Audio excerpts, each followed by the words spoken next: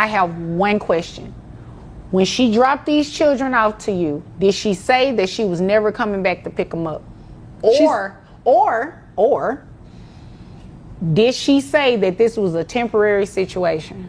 She said, I am pursuing a career that requires me to travel a little. Okay. So I need you to watch the children while I do that. Well, of course, they're my son's children. Of course, I'm going to watch the children. But no, she did not say that it was going to be this long and she was going to be gone. Did your son tell you it was temporary? Well, I don't like to bother him, you know, with some of this stuff. She left her children with their grandmother, but what did she really say when she dropped them off? Did she promise to return? Or was this always the plan? The judge is pressing hard, but Grandma claims it was just temporary. Her son is silent, and now the truth is buried in assumptions. What happens when you take in your grandkids and suddenly it becomes permanent? Stay tuned for what the judge uncovers next. That wasn't my question. Did your son tell you that this was a temporary situation while they were, you know, trying to sort things out with military and yeah, he said why she started her little career. Okay, so that you need to watch. You know, I was gonna have the kids. So you agreed, and I believe there is. But 6 months. Do y'all have anything you want me to look at? Because I see that you have documents over here. I see that you have. Looks like you just have notes. No, I just have my notes, Your Honor. I have the email that my husband, my almost husband, sent to his mom. Could you stop saying that? And you have his email address, don't you? Don't you check his email? So you probably sent that email. But how do you know? Thank you. Because that's the kind of person she is. Come on, Mrs. Miller. This courtroom just turned into a battlefield. Emails are flying. Accusations erupt. Did she send an email pretending to be her fiancé? One woman believes it was forged. The other says she just wants peace, but the judge sees through the noise. And she's not playing games. The tension is thick, and the next revelation will change the case forever. Don't blink. Email states like, if she could watch them while I travel, and you haven't heard her deny, I get them when I come back. It's never for longer than 5, maybe 7 days at a time. And if she wants to How much money have you given toward this? See how she talks? See, there's the real her. There's the real her coming out right now. No, go ahead. Don't stop that crying. Just keep going like that. Hold on. 1 second. 1 second. You keep interrupting her. That's because she be lying. She did it to you too. So I can't just say that you're 100% at fault. You both are doing it. I don't see how y'all are going to be able to work together with these children if you can't even get a word in. Now, in this email, see, she interrupted it is very clear what the intentions were. Voices clash, tempers explode, and the courtroom reaches a boiling point. They can't even finish a sentence without being cut off. And now the judge has had enough. This isn't about child support anymore. It's about control. It's about power. But whose story will the judge believe? The next words could flip the case upside down. Keep watching. It is very clear that this was a temporary situation and you agree to help them. She wrote that email.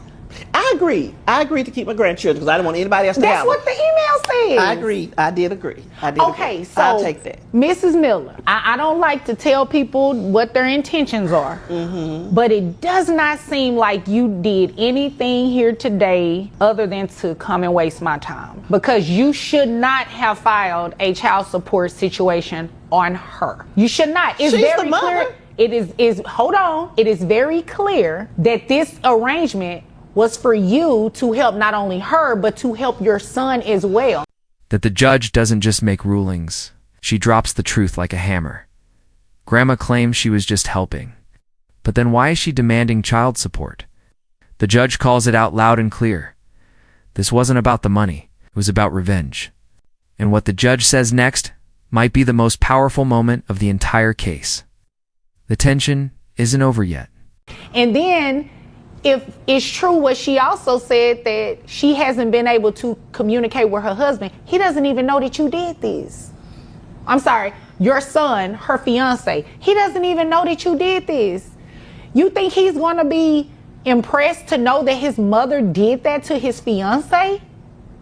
He'll understand. He'll understand. No, that's not funny. This is not a joking matter. This is serious.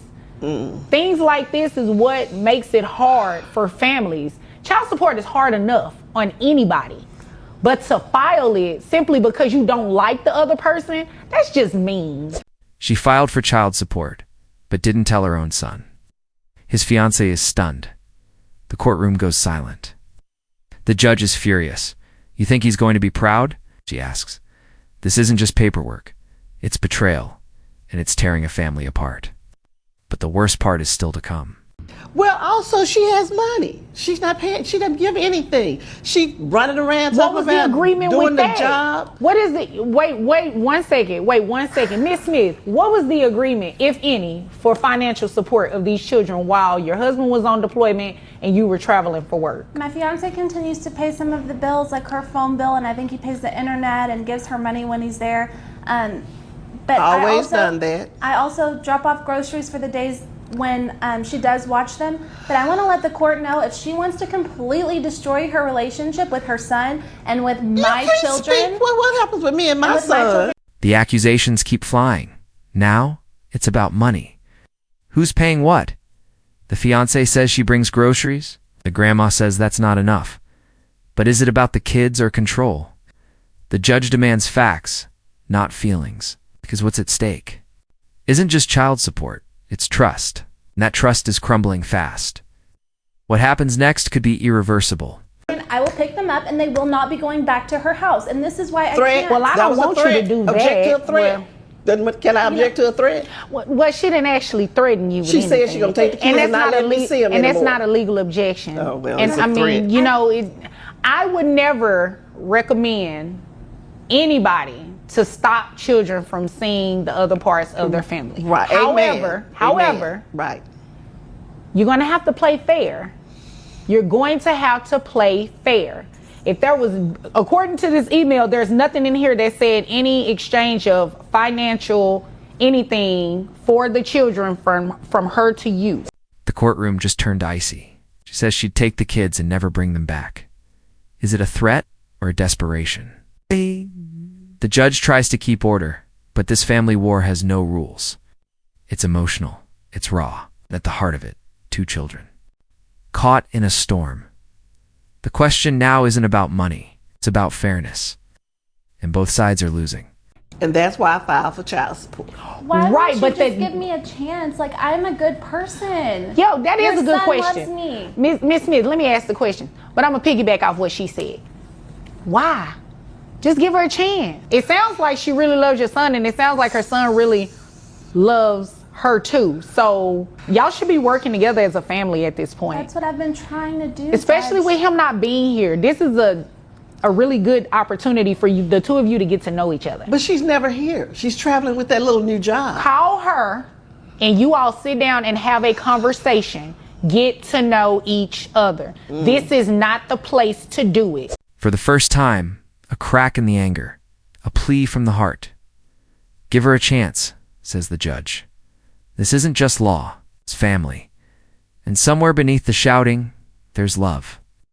A woman trying to hold it together while her fiancé serves. Overseas, a grandmother who feels abandoned. But will they listen to reason before it's too late? The answer is coming. This is where bitterness, bitter feelings, all of those things come into place. This is not the court. This is not the court. This is not the place to be doing these types of things. All right?